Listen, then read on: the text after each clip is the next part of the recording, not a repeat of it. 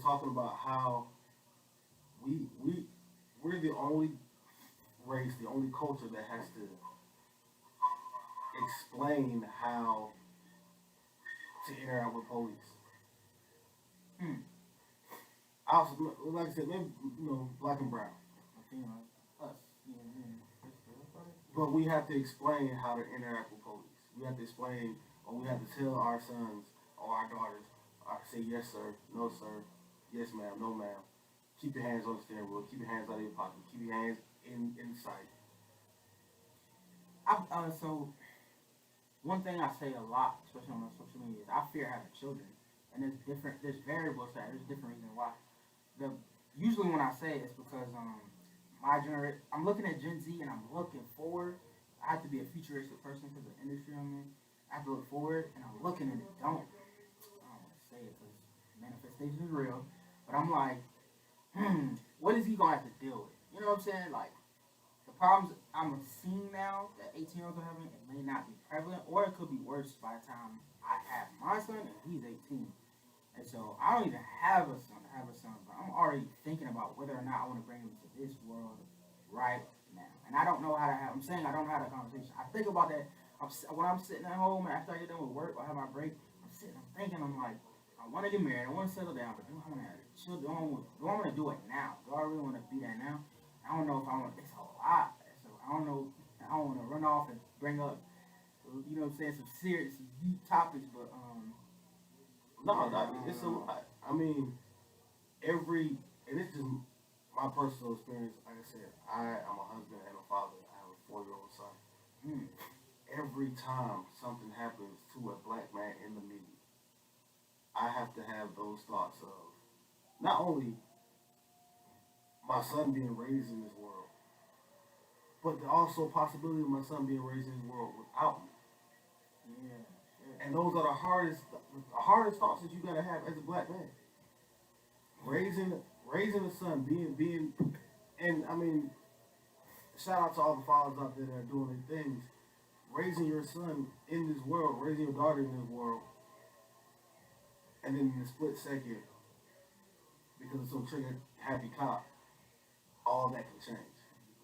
George Floyd's daughter, Orlando Castillo's daughter, they're not gonna know. They were so young, they're not gonna understand the concept of who their father is because of nothing. Like Orlando got shot in the car for nothing. George Floyd got his life taken away for what? Like for nothing. I was about to ask you that, but I didn't want you to have to speak about your personal shit. Like you say he's 4? 4. I wouldn't. I am. You're better than me. I don't have a pass. I can't. It's hard. It's Yeah. hard.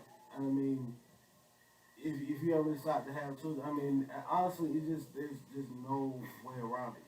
Because the thing is, and it's not like it's new. My father had the same conversations with me. I've been thinking about that shit sometimes. I'm like, why do you have? Like, why do we? You said it before, but why does my manager have to have that type of conversation? Are Asian people having to have that conversation? Well, they're going through something now, so now they are. But in the past times, like I don't think there's any other race of fathers or mothers. Even if they're going through it right now, this is 1 year And compared to the years, and we're talking about centuries. centuries of having to have this conversation. The words might have changed, but the message was always clear. Same. It's the same message. And Asians are doing better because within months of whatever event happened, I didn't pay attention because I'm too focused on what's black. But within months of whatever happened with that Asian shit, they got pen to paper legislation for Asian hate. This Asian hate thing, they now have some legislation, a bill saying, I'm not gonna say what it says. I need to look it up. But they have a bill, legislation, words on a white piece of paper, basically giving them a framework of if you do this to someone who's a descendant of Asia, this will happen to you. You will be reprimanded. Bro, I don't know about you, but last time I checked since civil rights happened between Malcolm and Martin, since we had that Million Man March, I don't fucking know no piece of paper that says if you do this to a black man, woman, you will get this amount of charges or this amount of time on top of whatever you did. We've been doing this shit for So mind you, that should let anyone know that systematic racism. If you have any type of debate, if you refute it, if you argue, if you think this shit ain't real and black people are just complaining, look, and nothing against Asian, stop Asian hate. I'm glad for y'all. Good for you. What I'm upset about is we as black people have been doing this for over a century, and we ain't got nothing. Not one letter, not a dot, nothing. What type of shit is that? But yeah. Very true. I mean, it's crazy. It's crazy, but I mean, it goes back to what we were saying. It's important that we have these conversations to kind of move that along. We don't know who this is reaching. We might be reaching the next Lord who's gonna go over there and say, "Hey man, look, we need this." Or I've heard enough. I've seen enough. We need X, Y, and Z. It's not like people aren't doing the work. Maybe, we don't know. I don't work in Capitol Hill. I don't work in DC yet. But who knows? Maybe someone's doing the work. And respect to the people who are doing the work. Let me say that. He's the president. Never. I talk about that kind of DC. But respect to all the OGs, all the people who were in civil rights. Rest in peace to Representative Lewis passed away. He marched in Selma. Respect to all our elders and Capitol Hill, pushing legislation, still doing it, but we still unfortunately got along. I'm not talking about them too. I'm talking about the government. I'm talking about what the people who run and own this country are going to allow. Definitely. So with that being said, man, our next mental illness is anxiety. I was saying anxiety, right? It's anxiety. And we literally just talked about anxiety. Mm-hmm. The things that technical definition is characterized by an intense, uncontrollable feeling of fear and worry. That's the technical. Mm-hmm. For most black people, for majority of black men, that is our day-to-day. How it is, especially the past decade. In the past, I was say that. I always say less than a decade. I say literally in the last 5 years. It's been definitely worse. I remember when, I think when he's gone out, I remember when President Trump was elected. Matter of fact, kick it even better. I remember when Barack Obama was elected. Do you know how, and I remember having this conversation, you know how anxious black people felt when he took the stage? For him to see this pillar of the black community and have a fear that it can be taken away from us. Right there. As soon as you put a hand about somebody else. That's crazy. No other race had to feel like that. White people had not had to feel like that. But go ahead.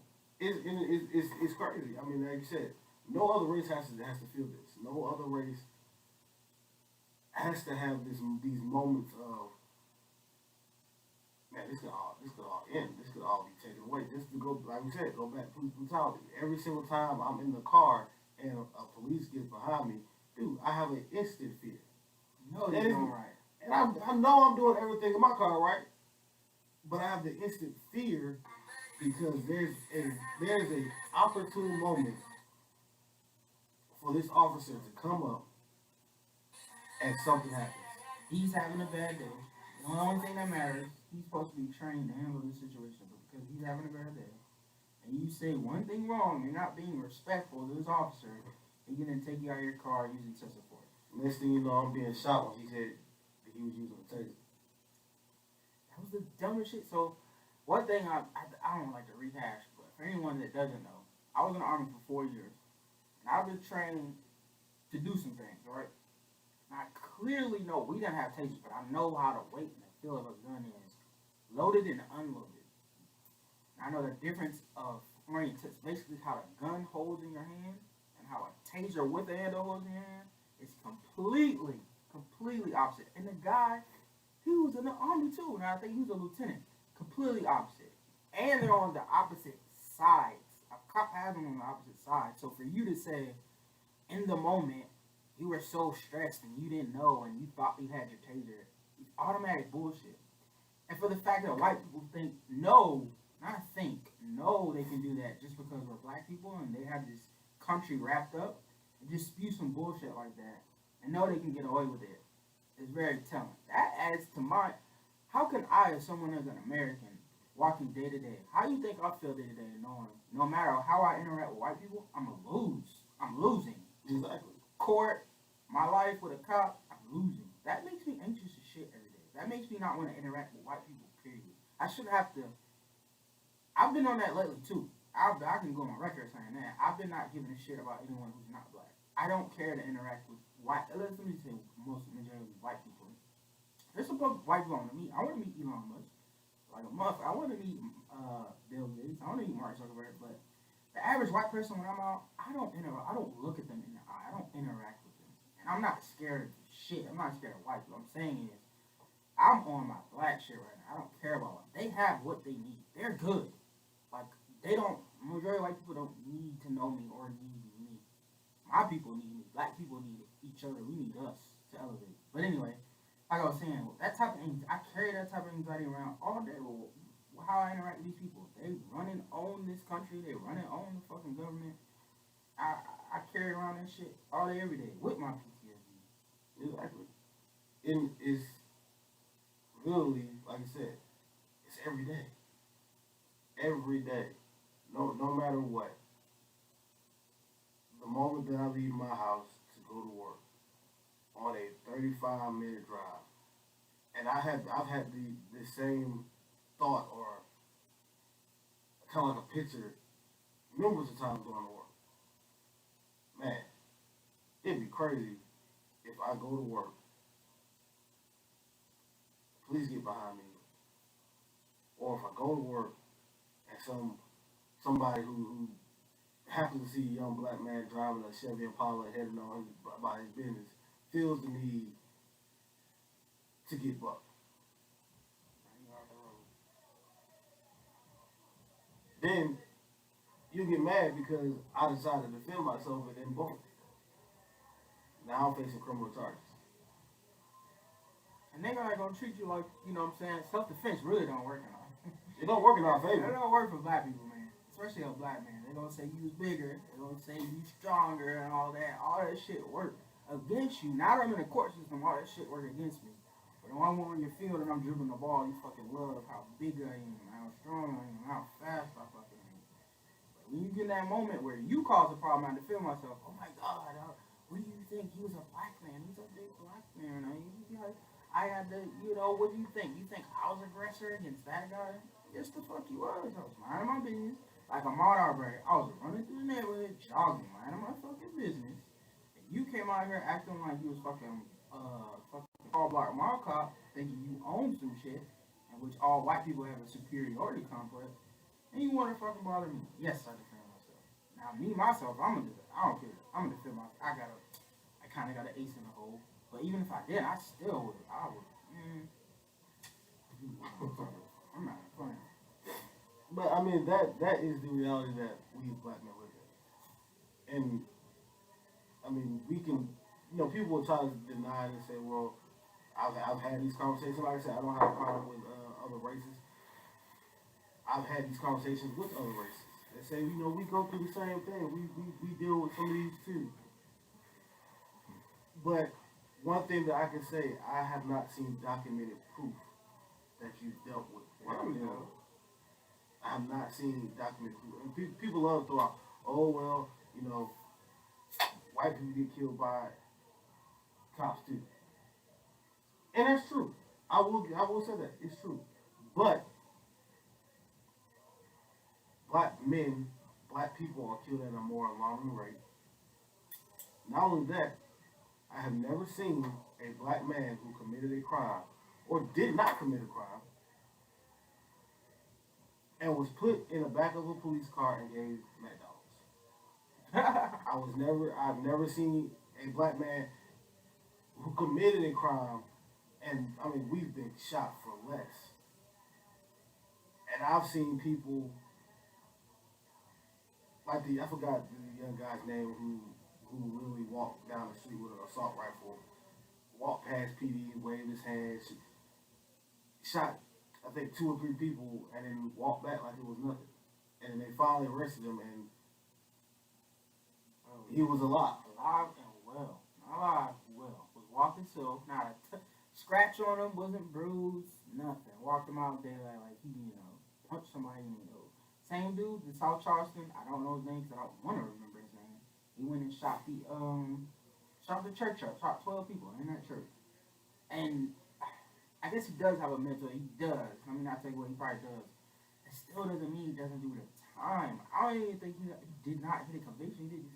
He needed to do a couple months of time in actual jail and then send him to a mental hospital, send him to an asylum. Because black people don't get an asylum either. We don't get that choice. We don't get the choice of pleading mental insanity.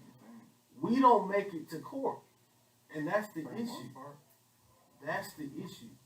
Is the simple fact that you can have your day in court. You can get a jury to decide your fate. Police are not giving us that opportunity. We're being robbed of that opportunity. Whether we did it, if you did the crime or not, you're being robbed of the opportunity because you're not being able to see your day in court. Mm-hmm. And that's the issue.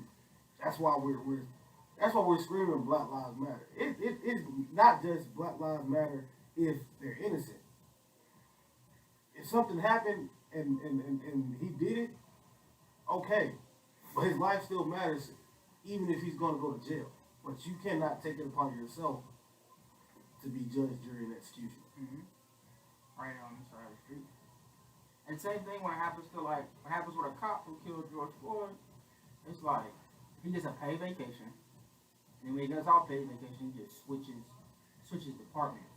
But he's not even charged. Like if he didn't do it, as far as I know, from what I remember, George Floyd didn't really do anything. And the altercation that caused him to be on the ground, it wasn't even really aggressive. But you killed a man, and so I don't know the exact. I probably should have looked it up. But you got 3 degrees of homicide, and then if it's a mistake, you got manslaughter. So that happened twice with George Floyd and Eric Garner. The cop said, "Oh, I didn't mean to kill him. I was just restraining him." And with George Floyd, if you stay on that man's neck for 8 minutes, I'm pretty sure you as a cop who's been trained hand-to-hand combat, no, you can't literally sit on a man's esophagus for over 8 minutes and he'd be fucking alive. Come on, my guy. And he didn't even get I don't even know if he got in a holding cell, but I'm talking about jail time. I'm talking prison. He didn't get 1 second in fucking, you my French, 1 second in prison. That's it. That's what's called involuntary manslaughter.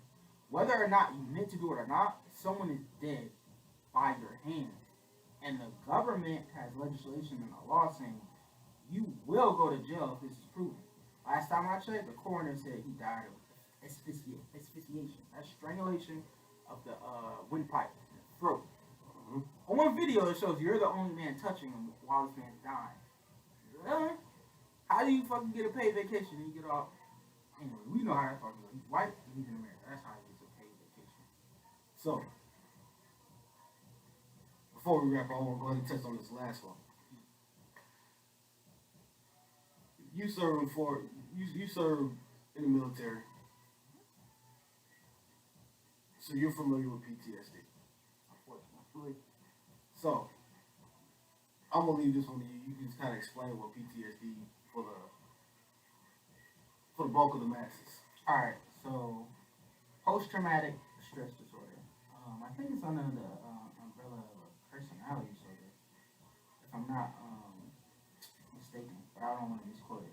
But it's basically a disorder that comes after a severe traumatic experience or event that you have, and that causes inhibition for you to basically live a normal life. It replays sometimes even in your mind and your dreams, and it reinvents itself in day-to-day life, and it causes you not to be able to do certain things or live life normally.